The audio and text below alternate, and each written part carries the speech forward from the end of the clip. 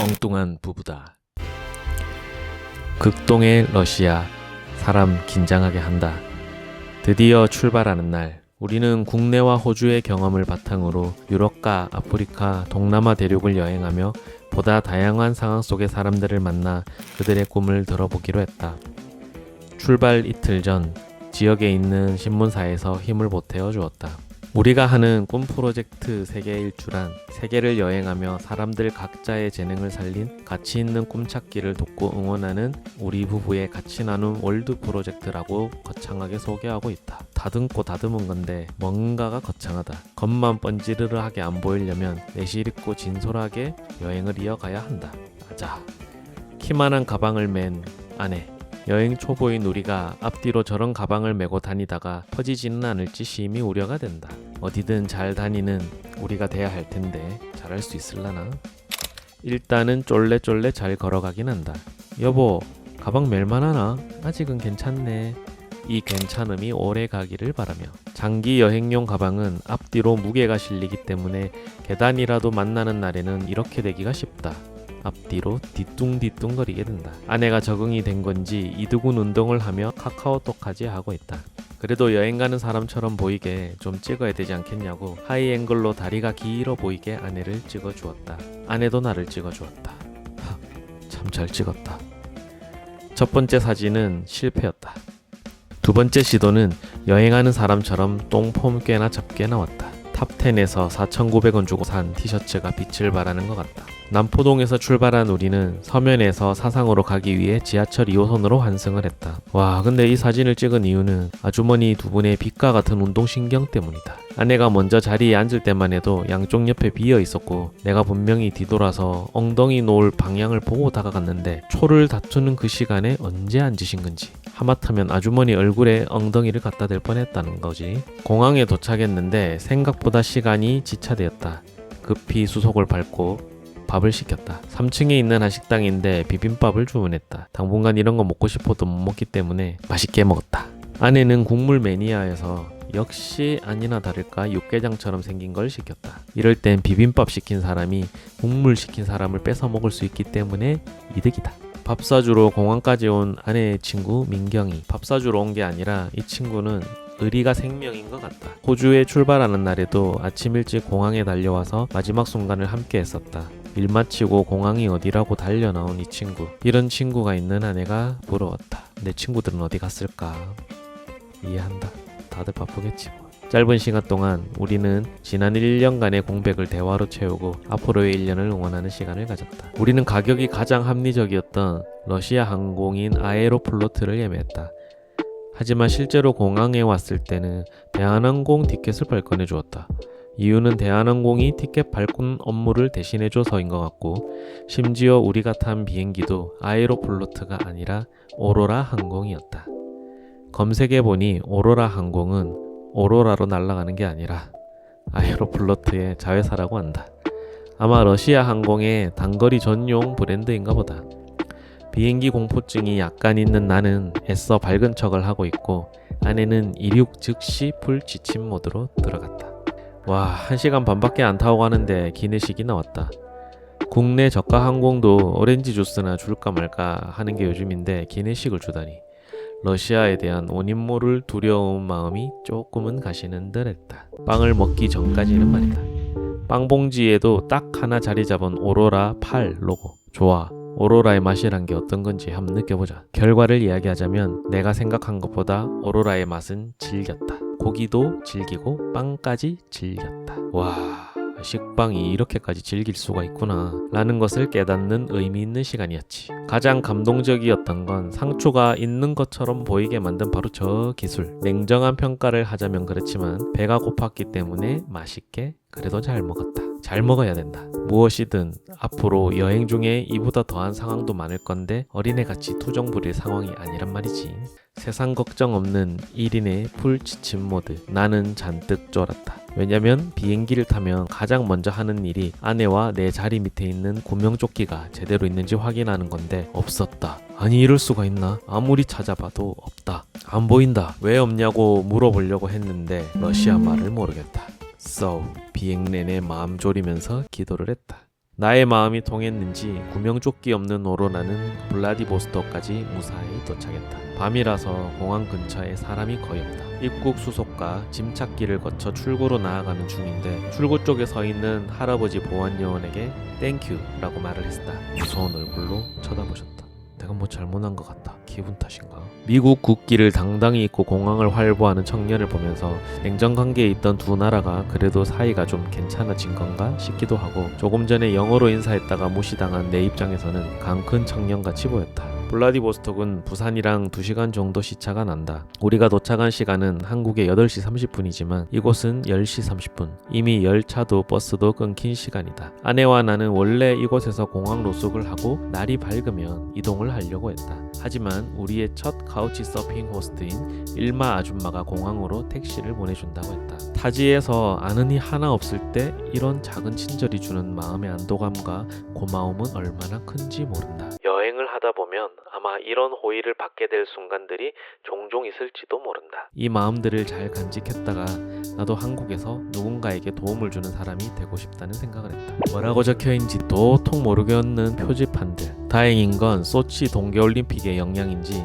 러시아에 영어 안내가 많아졌다는 점. 택시를 기다리는 동안 짧게 공항을 돌아봤는데 자판기가 상당히 깔끔했다. 외국은 다 이런가 싶었는게 봉지 과자나 간단히 요기할 수 있는 것들도 자판기로 살 수 있다. 내가 좋아하는 M&M 초콜릿도 눈에 띄는데 가장 놀라운 건 우리나라 재래김이 당당히 상위권에 위치하고 있다는 것이다. 가격은 40루블이었다. 우리나라 돈으로 한 800원 정도 한다. 원래라면 여기 오자마자 유심칩을 샀어야 했는데 문을 닫았다. 그나마 공항 와이파이가 있었기에 방정이지. 이것도 없었으면 어떻게 일마 아줌마하고 컨택하고 아줌마가 보낸 택시를 타고 갔을지 끔찍하다. 그래도 내일 아침부터 시내를 둘러볼 텐데 유심칩이 없으면 조금은 불안할 것 같다. 내일 사야 되겠다.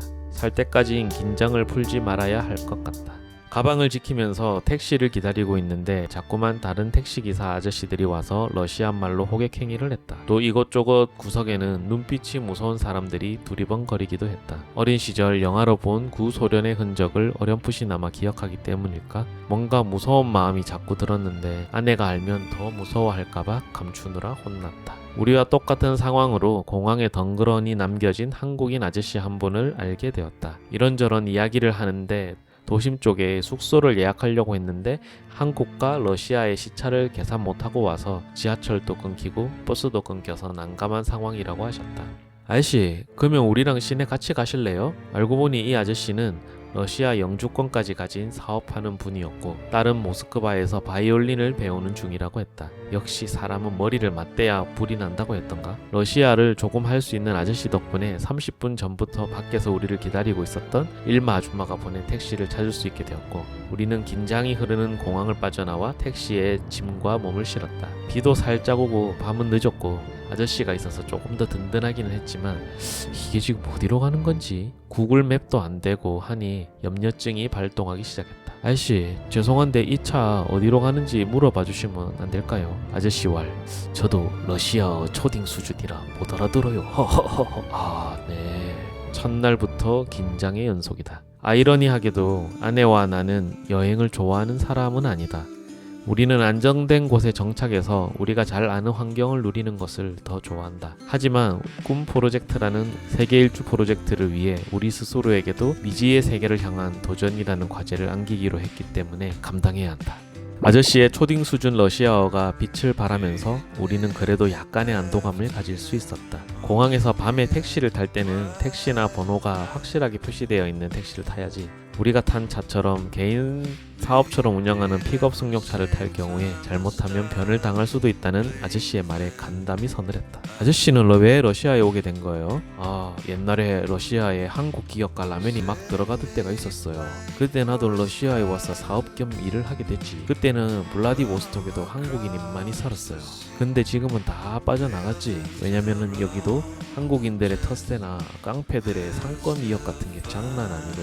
그래서 사업하던 사람들 중에 돈을 빼앗기다시피 하고 물러나는 사람들도 많았어요. 물론 지금은 러시아가 대한민국 무비자 여행도 허락하고 참 좋은 세상이 되었지만 말이야. 아직도 일부 지역에 있는 스킨헤드족들은 중앙아시아 사람들에게 이유 없이 해를 가하기도 합니다. 그러니까 낮에는 괜찮아도 밤에는 조심해야 됩니다. 한국이나 일본, 대만, 중국에서 온 사람들이 그들의 일자리를 많이 뺏어간다고 생각을 하고 박탈감을 느끼기 때문입니다.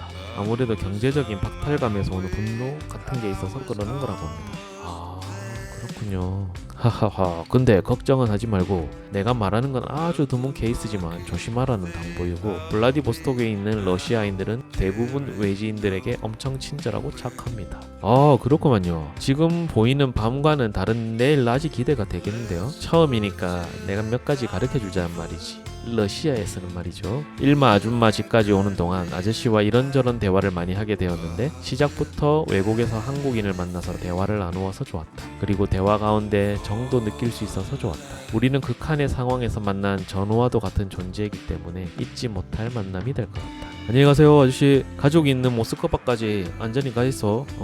그래, 반가웠어요. 여행 잘하고 파이팅 하시고. 일마 아줌마는 집 앞에 나와 우리를 기다리고 있었고, 아저씨는 다시 택시를 타고 시내에 있는 숙소로 가셨다. Oh, hi, Subman, Joy. How was your flight? It's okay? 일마 아줌마는 첫 마디부터 우리의 마음이 쏙 들게 안부부터 물어주시며 너무 친절하게 안내해 주셨다. 오늘은 너무 늦었으니까 일단 씻고 푹 쉬고 내일 내가 출근할 때 같이 시내로 나가자. 내가 너희들처럼 젊은 러시아 친구들 한 명 내일 붙여줄 테니까 걔가 종일 너희들 가이드 해줄 거야. 같이 놀고 러시아 블라디보스톡에도 카우치 서핑 그룹이 있거든. 그 친구들과 내일 저녁에 식사 파티도 하기로 했어. 퇴근하고 나면 거기에 같이 가서 친구들도 소개해줄게. 오케이? 와, 너무 좋아요. 난 어릴 적부터 러시아라고 하면 괜히 무서움 같은 게 좀 있었다. 한번 가면 못 돌아올 것 같기도 하고, 분명 이미그레이션에서 군복 같은 걸 입고 차갑게 대하는 직원들의 모습에는 그런 무서움이 실제로 느껴졌거든. 그리고 아까 공항에서 느꼈던 감정도 말이다. 하지만 차를 타고 돌아오면서 무섭게 생긴 택시기사 아저씨가 짐칸에 실은 내 짐을 내려주면서 묻은 작은 먼지까지 탈탈탈탈 털면서 웃어주시는 모습을 보면서, 우연히 만난 한국인 아저씨와의 대화를 통해 우리를 반갑게 맞아준 일마 아줌마의 따뜻한 정을 통해 사람 긴장하게 한 러시아지만 얼음장같이 차가워 보이는 겉모습 이면에 존재하는 따뜻함을 조금은 알게 된 하루인 것 같다. 아, 참고로 일마 아줌마는 블라디보스톡에서 여행사를 운영하는 일본인 아줌마이다. 여행을 정말 좋아하고 새로운 친구를 사귀고 여행 이야기를 공유하는 것을 좋아하신다. 무려 6개 국어가 가능한 지인이었어, 한 분. 일마 아줌마는 아내와 나를 위해 가장 좋은 방을 내주었다. 물론 깔끔했다. 나는 일본 사람은 기본적으로 깔끔하다고 편견을 좀 가지고 있는데 정말 깔끔했다. 자, 그럼 첫날의 여독을 풀고 본격적으로 시작될 내일을 기대해볼까? 우리가 아무것도 하지 않았는데 현지인과의 만남의 자리가 생겼다. 자연스레 꿈 프로젝트를 소개하고 함께 교류할 기회가 생겼다. 이건 절대 우리의 능력 밖이다. 감사함이 나올 수밖에 없는 이유이다. 스파시바.